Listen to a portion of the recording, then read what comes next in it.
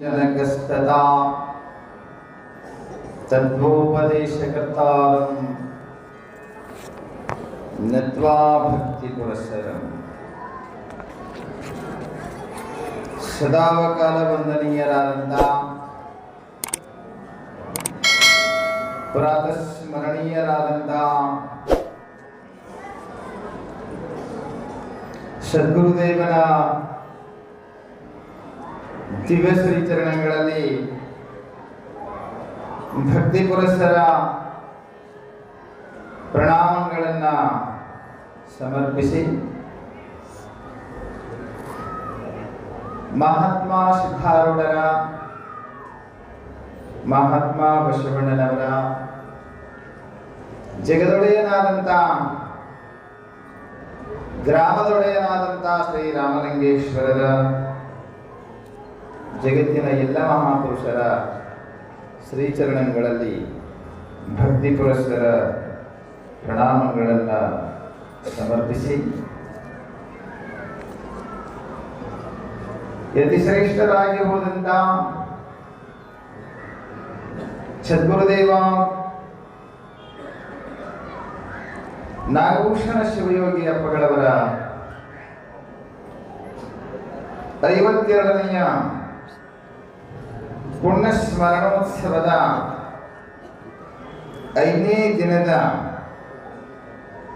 ಸಾಯಂಕಾಲದ ಇವತ್ತಿನ ಈ ಪಾವನ ಸಭೆಯಲ್ಲಿ ನೇತೃತ್ವ ಸ್ಥಾನದಲ್ಲಿ ಅಲಂಕೃತರಾಗಿ ನಮ್ಮೆಲ್ಲ ಭಕ್ತರಿಗೆ ದರ್ಶನಾಶೀರ್ವಾದವನ್ನು ಕರುಣಿಸಿದಂಥ ಬಹುದೂರದ ವಿಜಯಪುರದ ಆ ನಾಡಿನಿಂದ ಆಗಮಿಸಿದಂಥ ತಪಸ್ವಿಗಳು, ಆತ್ಮೀಯರು, ಪೂಜ್ಯರಾದಂಥ ಮಹಾಲಿಂಗೇಶ್ವರಪ್ಪಗಳ ಶ್ರೀಚರಣಗಳಲ್ಲಿ ನಮಸ್ಕರಿಸಿ ಅಪ್ರತಿಮ ವಾಗ್ಮಿಗಳು, ವಿದ್ವಾಂಸರು, ಪೂಜ್ಯರು ಆದಂಥ ಗಣೇಶಾನಂದ ಮಹಾರಾಜರಲ್ಲಿ ನಮನಗಳನ್ನು ಸಲ್ಲಿಸಿ ಇವತ್ತಿನ ನಮ್ಮ ಸಭೆಗೆ ನಮ್ಮ ಪ್ರೀತಿಯ ಗೌರವ ಸನ್ಮಾನವನ್ನು ಸ್ವೀಕರಿಸಲು ಆಗಮಿಸಿದಂಥ ರಾಸಾಯನಿಕ ಮತ್ತು ರಸಗೊಬ್ಬರಗಳ ಕೇಂದ್ರದ ಸಚಿವರಾದಂಥ, ಭಾರತ ಸರ್ಕಾರದ ಕೇಂದ್ರದ ಸಚಿವರಾದಂಥ ಸನ್ಮಾನ್ಯ ಶ್ರೀ ಭಗವಂತ ಕೂಬಾ ಅವರೇ, ಶ್ರೀಮಠದ ಸದ್ಭಕ್ತರಾದಂಥ ಶರಣಶ್ರೀ ವೈದ್ಯನಾಥ್ ಕಾಮಶೆಟ್ಟಿ ಅವರೇ,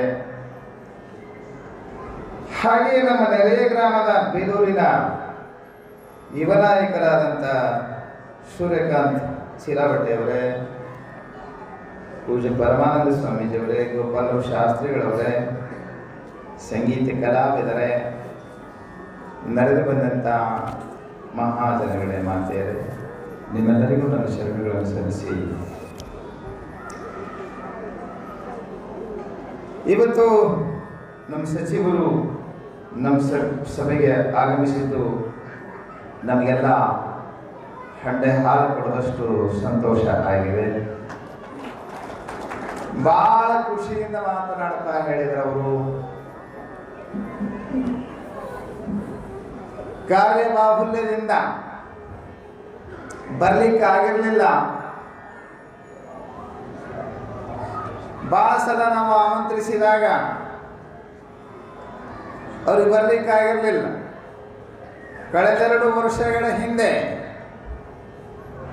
ಅಭೂತಪೂರ್ವವಾಗಿರ್ತಕ್ಕಂಥ ಕಾರ್ಯಕ್ರಮವನ್ನು ನಾವು ಮಾಡಿದೆವು. ನಿಮಗೆಲ್ಲ ಗೊತ್ತಿದೆ. ಸುಮಾರು 327 ಜನ ಸ್ವಾಮಿಗಳು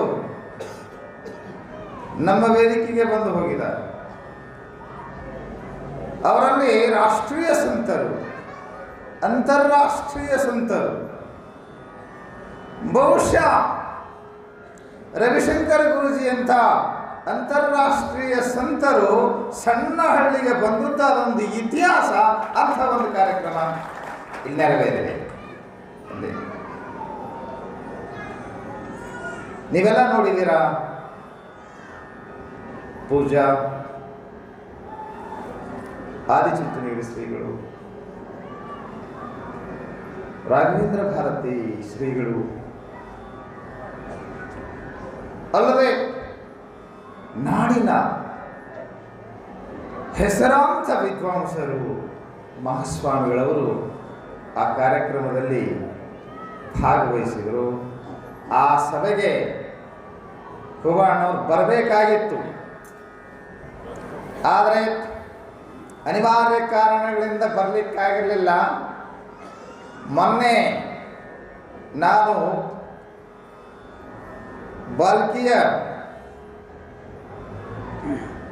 ಹಿರೇಮಠದ ಪ್ರಾಂಗಣದಲ್ಲಿ ನಡೆಯತಕ್ಕಂಥ ಸಿದ್ದೇಶ್ವರಪ್ಪಗಳ ಕಾರ್ಯಕ್ರಮಕ್ಕೆ ಹೋಗಿದ್ದೆ. ಅವತ್ತು CM ಅವರು ಬಂದಿದ್ದರು, ನನ್ನ ಪಕ್ಕದಲ್ಲೇ ಸಚಿವರು ಕೂತ್ಕೊಂಡಿದ್ರು. ಭಾಳ ಸಲ ತಪ್ಪಿಸಿರಿ, ಈ ಸಲ ಬರಲೇಬೇಕು ಅಂತ ಭಾಳ ಆಗ್ರಹ ಮಾಡಿದೆ. ಬರದೇ ಹೋದ್ರೆ ಶಟಗೋಬೇಕಾಗ್ತದೆ ನೋಡ್ರಿ ಅಂತ ಹೇಳ್ದೆ. ಅದಕ್ಕೆ ಅಪ್ಪಗಳೇ ಭಾಳ ಸಲ ತಪ್ಪಿಸಿನಿ, ಈ ಸಲ ನಾನು ತಪ್ಪದೇ ಬರ್ತೀನಿ ಅಂತ ಹೇಳಿ ದಿಲ್ಲಿಯಿಂದ ಇಲ್ಲಿಗೆ ಬಂದು ಸೀದಾ ಮುಸ್ಲಾಂಬಕ್ಕೆ ಬಂದಿದ್ದಾರೆ. ನಿಮ್ಮೆಲ್ಲರ ಪ್ರೀತಿಗಾಗಿ, ನಮ್ಮ ಪ್ರೀತಿಯ ಆಗ್ರಹಕ್ಕಾಗಿ ಸಚಿವರು ಎಲ್ಲ ಕಾರ್ಯಕೆಲಸಗಳನ್ನು ಬದಿಗಿಟ್ಟು ಇದೀಗ ತಾನೇ ನಾನು ಪ್ರಸಾದನ ಮಾಡಬಹುದು ಅಂತಂದರೆ ಕಾಯ್ತಾ ಕುಂತಾರೆ ಅಪ್ಪವರೇ ಜನಗಳಲ್ಲಿ, ಅವರಿಗಾಗಿ ನಾನು ಸಮಯ ಕೊಡಬೇಕಾಗ್ತದೆ ಎಂಬ ಮಾತನ್ನು ಹೇಳಿದರು. ಮಾತನಾಡ್ತಾ ಅವ್ರು ಬೇಜಾರದ ಒಂದು ಮಾತು ಹೇಳಿದರು. ರಾಜಕೀಯ ವ್ಯವಸ್ಥೆ ಕೆಟ್ಟಿದೆ ಎಂಬ ಮಾತನ್ನು ಹೇಳಿದರು. ಎಲ್ಲ ಕಾಲಕ್ಕೂ, ಎಲ್ಲ ಸಮಯದಲ್ಲಿಯೂ, ಎಲ್ಲ ಕ್ಷೇತ್ರಗಳಲ್ಲಿಯೂ ಒಳ್ಳೆಯವರು ಇರ್ತಾರೆ, ಕೆಟ್ಟವರು ಇರ್ತಾರೆ. ಎಲ್ಲ ಕಾಲಕ್ಕೂ ಸ್ವಲ್ಪ ಭ್ರಷ್ಟರ ಸಂಖ್ಯೆ ಜಾಸ್ತಿ ಇರ್ತದೆ. ಬಹುದಿನಗಳ ಹಿಂದೆ ಒಬ್ಬ ಈ ಶ್ಲೋಕ ಬರದ ನೋಡ್ರಿ ಸಂಸ್ಕೃತದಲ್ಲಿ. ಒಬ್ಬ ಸುಭಾಷಿತಕಾರ ರಾಜಕೀಯ ಅಂತ ಪದ ಐತಲ್ಲ, ನಾನು ಎಷ್ಟು ಚಂದ ಹೇಳ್ತಾನೆ ನೋಡ್ರಿ ಅವ. ರಾವಣಶ್ಚ ಜರಾಸಂಧೋ ಕೀಚಕಶ್ಚ ಯಮಸ್ತತ ಅಧ್ಯಕ್ಷರಾಣಿ ಸಂಗ್ರಹ್ಯ ರಾಜಕೀಯತಿ ಕಥ್ಯತೆ. ಬಹುತೇಕ ಸಚಿವರು ನಗಲಕತ್ತಿರೋದು ಅರ್ಥದಂಗೆ ಕಾಣ್ತದೇನ್ರಿ. ಸಂಸ್ಕೃತ ಅಂದ್ರೂ ರಾಜಕೀಯ ಅಂತ ನೋಡ್ರಿ. ರಾಜಕೀಯ ಅಂತ ಒಂದು ಪದ ಐತಲ್ಲ, ರಾಜಕೀಯ ಪದ ಅಂಬುದು ಹೆಂಗೆ ರಚನೆ ಆಗಿದೆ ಅನ್ನೋದನ್ನು ಹೇಳ್ತಾನೋ. ರಾಜಕೀಯ ಅನ್ನುವಲ್ಲಿ ರಾಜಕೀಯ ಅದಾವಿಲ್ಲ, ಅವ್ನು ಹೆಂಗೆ ರಚನೆ ಮಾಡ್ಯಾರ ಅಂತ ಕೇಳಿದ್ರೆ ಭಾಳ ಚಂದ ಹೇಳ್ತಾನೋ. ಏನಂತ? ರಾ ಅನ್ನೋದ್ರಿಂದ ರಾವಣ, ಜ ಅನ್ನೋದ್ರಿಂದ ಜರಾಸಂಧ, ಖೀ ಅನ್ನೋದ್ರಿಂದ ಕೀಚಕ, ಯ ಅನ್ನೋದ್ರಿಂದ ಯಮ. ಇವಿಷ್ಟು ಇವರ ಹೆಸರುಗಳ ಮೊದಲಿ ಆ ಶಬ್ದದ ಮೊದಲಿನ ಅಕ್ಷರ ತಗೊಂಡಾಗ ಇದು ಏನಾಗ್ತದಂತ ರಾಜಕೀಯ ಅಂತ ಆಗ್ತದಂತ ಶಬ್ದ.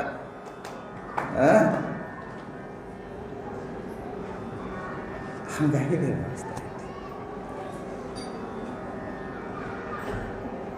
ಎಲ್ಲರೂ ಹಾಗೆ ಇದ್ದಾರಂತೇನಿಲ್ಲ ಏನ್ರಿ. ಸುಳ್ಳು ಹೇಳೋರ ಸಂಖ್ಯೆನೇ ಜಾಸ್ತಿ ಆಗಿದೆ. ಆಶ್ವಾಸನೆ ಕೊಡ್ತಾರೆ, ನಾ ಸುಳ್ಳು ಹೇಳೋದಿಲ್ಲ ಎಂಬ ಮಾತನ್ನು ಹೇಳಿದರು. ಹೌದು, ಭಾಳ ಸಲ ನಾವು ಅಂತೀಯ ನಮ್ಮವ್ರು ಏನೇನು ಮನವಿ ಪತ್ರಗಳನ್ನು ಕೊಡೋಣ ಅಂತ ಹೇಳಿದರು. ನಾ ಹಿಂದೊಮ್ಮೆ ಅವರ ಸಭೆಯಲ್ಲಿ ಅವ್ರ ಮಾತುಗಳನ್ನು ಕೇಳಿದೆ ನಾನು. ಹಾಗಾಗಿ ನಿಮ್ಮ ಯಾವ ಮನವಿ ಪತ್ರ ಬೇಡ, ಅವ್ರ ಮನಸ್ಸಿನಾಗ ಬಂದರೆ ಏನು ಮಾಡ್ಬೇಕಂತ ಅನಿಸ್ತದೋ, ಏನು ಸಾಧ್ಯ ಇದೆಯೋ ಅವ್ರು ತಾವಾಗಿನೇ ಮಾಡ್ತಾರೆ.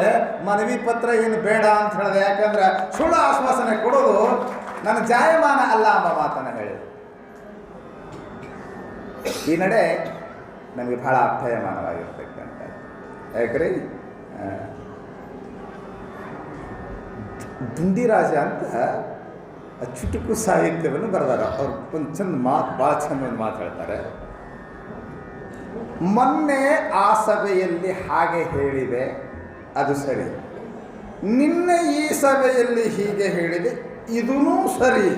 ನಿನ್ನೆ ಹಾಗೆ ಹೇಳಲಿಲ್ಲ, ಅದೂ ಸರಿ. ರಾಜಕೀಯ ಮನುಷ್ಯ ಮಾತಾಡ್ತಾ ಹಿಂಗೆ ಹೇಳ್ತಿರ್ತಾನಂತೇನಂತ. ಮೊನ್ನೆ ಆ ಸಭೆಯಲ್ಲಿ ಹಾಗೆ ಹೇಳಿದೆ, ಅದು ಸರಿ. ನಿನ್ನೆ ಈ ಸಭೆಯಲ್ಲಿ ಹೀಗೆ ಹೇಳಿದೆ, ಇದು ಸರಿ. ನಿನ್ನೆ ಹಾಗೆ ಹೇಳದೇ ಇಲ್ಲ, ಅದೂ ಸರಿ. ಯಾಕೆಂದರೆ ರಾಜಕೀಯದಲ್ಲಿ ಸುಳ್ಳು ಕಂಪಲ್ಸರಿ ಅಂತ.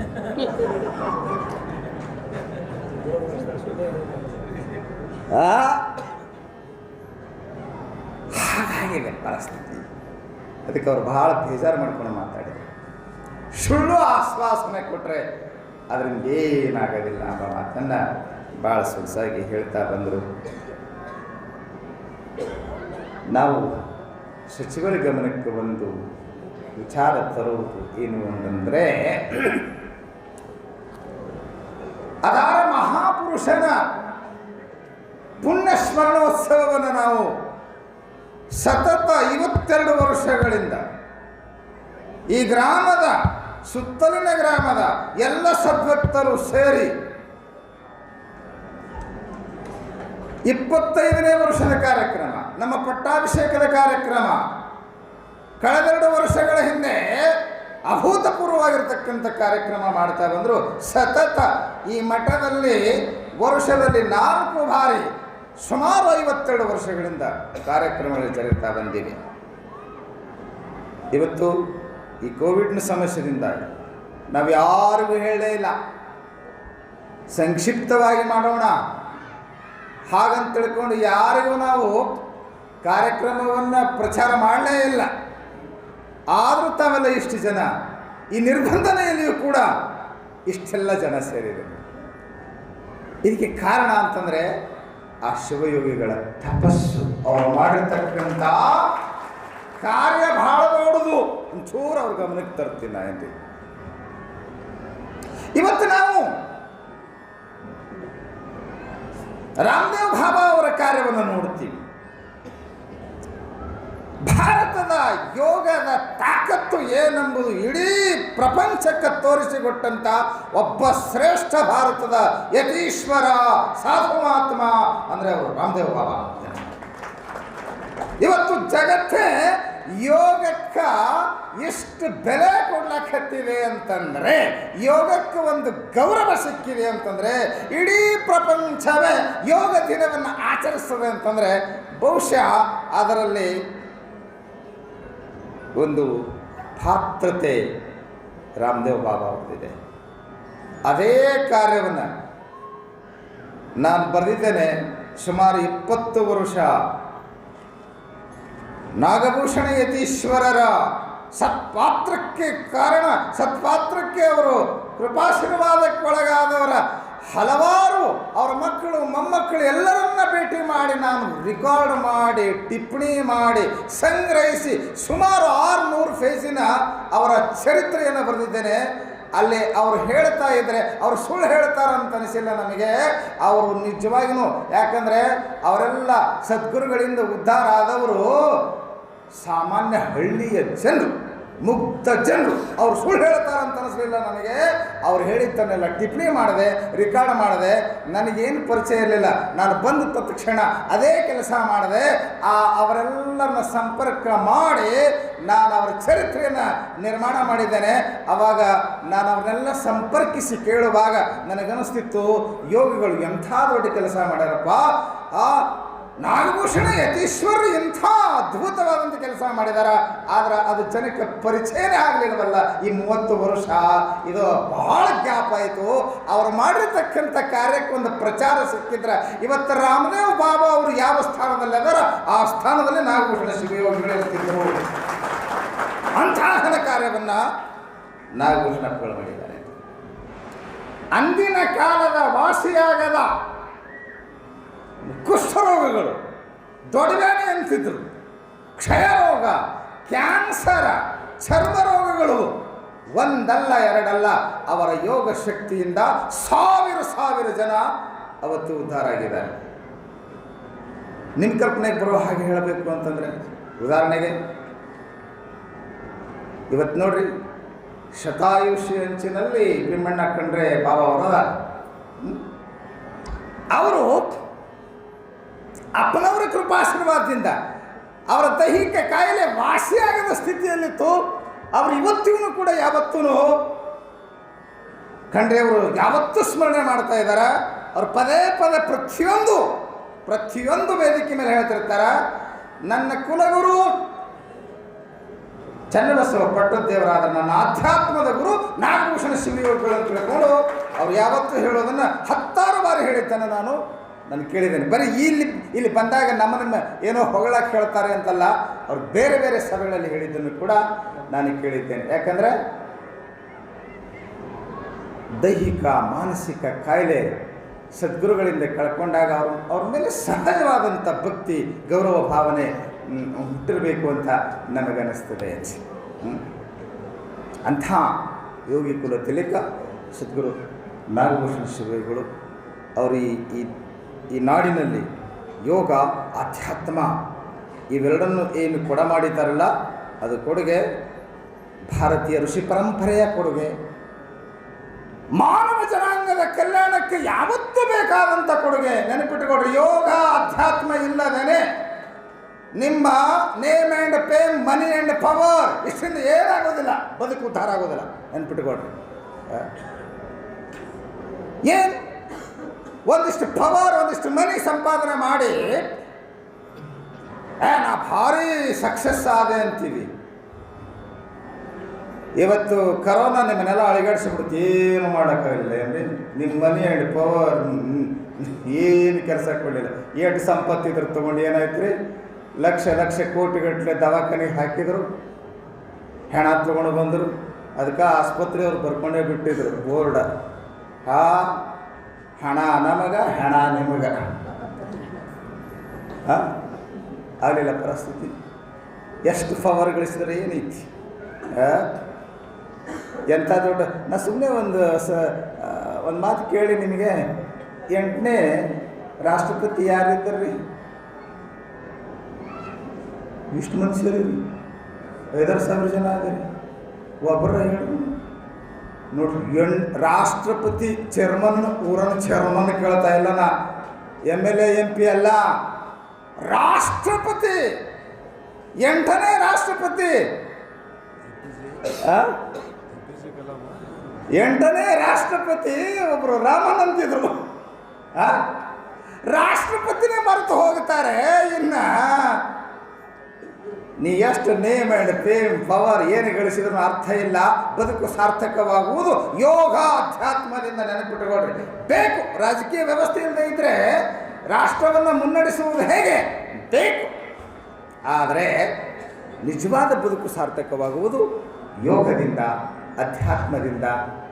ನಾನು ಕೊನೆಗೆ ಒಂದು ಮಾತು ಹೇಳಿಬಿಡ್ತೀನಿ ನಿಮಗೆ, ಒಂದು ಉದಾಹರಣೆ ನನ್ನ ಬದುಕಿನ ಅನುಭವದ ಮೂಲಕ ಹೇಳ್ತೀನಿ. ನಾನೊಮ್ಮೆ ಹೈದರಾಬಾದಕ್ಕೆ ಕಾರ್ನಾಗ ಹೊಂಟಿದ್ದೆ. ಅದು AC ಕೈ ಕೊಟ್ಬಿಡ್ತು.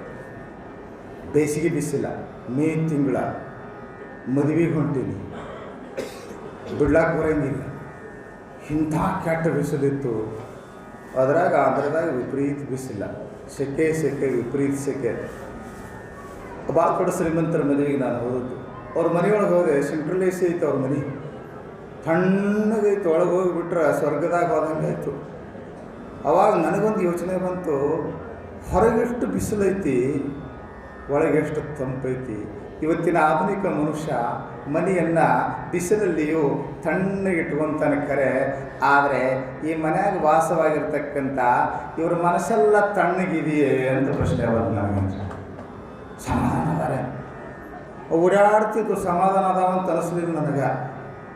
ಅವಾಗ ನನಗನ್ನಿಸ್ತು, ಬಿಸಿಲಿನ ಮಧ್ಯದಲ್ಲಿಯೂ ಮನೆ ತಣ್ಣಗಿಟ್ಕೊಂಡಾನ, ಹಂಗೆ ಮನಸ್ಸು ತಣ್ಣಗಿರಬೇಕಾದ್ರೆ, ಮನೆ ತಣ್ಣಗಿರ್ಬೇಕಾದ್ರೆ ಒಂದು AC ಹಾಕ್ಕೊಂಡಾನ, ಹಾಗೆ ಸದಾ ಮನಸ್ಸು ಏನು ಒಮ್ಮೆ ಲಾಭ ಹಾನಿ, ಒಮ್ಮೆ ಗೆದಿಬೋದು, ಒಮ್ಮೆ ಬೀಳ್ಬೋದು.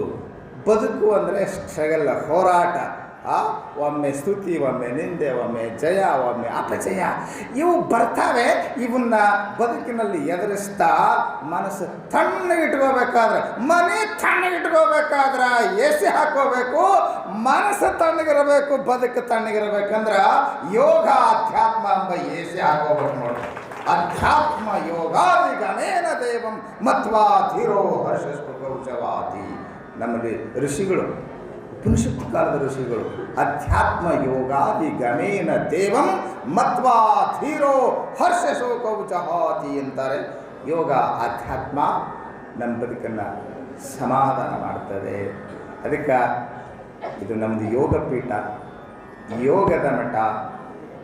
ನಮ್ಮೆಲ್ಲ ಭಕ್ತರ ಒಂದು ಪ್ರಬಲವಾದಂಥ ಕಾಂಕ್ಷೆ, ಒಂದು ಅಭಿಲಾಷೆ ಅಂತಂದರೆ ಇದು ಯೋಗ ಪೀಠದಲ್ಲಿ ನಿರಂತರ ಯೋಗ ನಡೆಯತಕ್ಕಂಥ ಯೋಗ ಶಿಕ್ಷೆ. ನಮ್ಮ ವೈಜನಾಥನವರಂತೂ ಬಂದಾಗೊಮ್ಮೆ ನೆನಪಿಸ್ತಾ ಇರ್ತಾರೆ. ಅವತ್ತು ನೀವೆಲ್ಲ ಶಾಲೆ ಮಾಡಿದ್ರಿ, ಕಾಲೇಜ್ ಮಾಡಿದ್ರಿ, ಎಲ್ಲ ಮಾಡಿದ್ರಿ, ಸಾಕಷ್ಟು ಮಠ ಏನೋ ಬೆಳವಣಿಗೆ ಆಯಿತು. ಅದರ ಜೊತೆಯಲ್ಲಿ ನಮ್ಮ ಉದ್ದೇಶ ಅಂತಂದರೆ ಏನ್ರಿ, ಇಲ್ಲೊಂದು ಯೋಗ ಮತ್ತು ನೇಚರ್ ಕ್ಯೂರ್ ಸೆಂಟರ್ ಆಗಬೇಕೆಂಬತಕ್ಕಂಥದ್ದು ಎಲ್ಲ ನಮ್ಮ ಭಕ್ತರ ಹಾಗೂ ನಮ್ಮ ಭಾಳ ಪ್ರಬಲವಾದಂಥ ಒಂದು ಅಭಿಲಾಷೆ ಇದೆ. ಅದನ್ನು ಕಾರ್ಯರೂಪಕ್ಕೆ ತರಲಿಕ್ಕೆ ಈಗಾಗಲೇ ನಾವು ಸಾಕಷ್ಟು ಪ್ರಯತ್ನ ನಾವು ಮಾಡ್ತಾ ಇದ್ದೇವೆ. ಆ ದಿಶೆಯಲ್ಲಿ ಸಚಿವರು ಕೂಡ ಅದಕ್ಕೆ ಸಹಕಾರ ನೀಡಬೇಕು ಅಂತ ಹೇಳ್ತಾ, ನಮ್ಮ ಸಭೆಗೆ ಆಗಮಿಸಿ ಕಾರ್ಯದ ಎಷ್ಟೇ ಒತ್ತಡ ಇದ್ದರೂ ಕೂಡ ನನ್ನ ಕರೆಗೆ ಹೋಗೊಟ್ಟು ಸಭೆಗೆ ಆಗಮಿಸಿ ಸಭೆಗೆ ಶೋಭೆ ತಂದು ಭಾಳ ಬಂಗಾರದಂಥ 4 ಮಾತುಗಳನ್ನು ಹೇಳಿ ಈ ಕಾರ್ಯಕ್ರಮದ ಯಶಸ್ವಿಗೆ ಕಾರಣರಾಗಿರ್ತಕ್ಕಂಥ ನಮ್ಮ ಸಜ್ಜನ ರಾಜಕಾರಣಿ,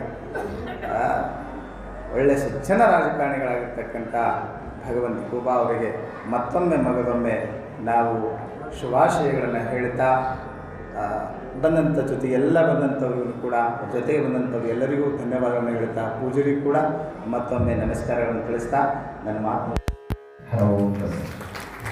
ಪರಮ ಪೂಜ್ಯ ಗುರುದೇವರ ಶ್ರೀವಾಣಿಗೆ ಅನಂತ ಧನ್ಯವಾದಗಳು. ಇನ್ಮೇಲೆ ಕಾರ್ಯಕ್ರಮ ಮಂಗಲ ಗೀತೆಯೊಂದಿಗೆ ಮಂಗಲಗೊಳ್ಳುತ್ತದೆ. ಈ ದಿನದ ಪ್ರಸಾದ ದಾನಿಗಳು ತಮ್ಮೆಲ್ಲರಲ್ಲಿ ವಿನಂತಿ ಮಾಡಿದ್ದಾರೆ.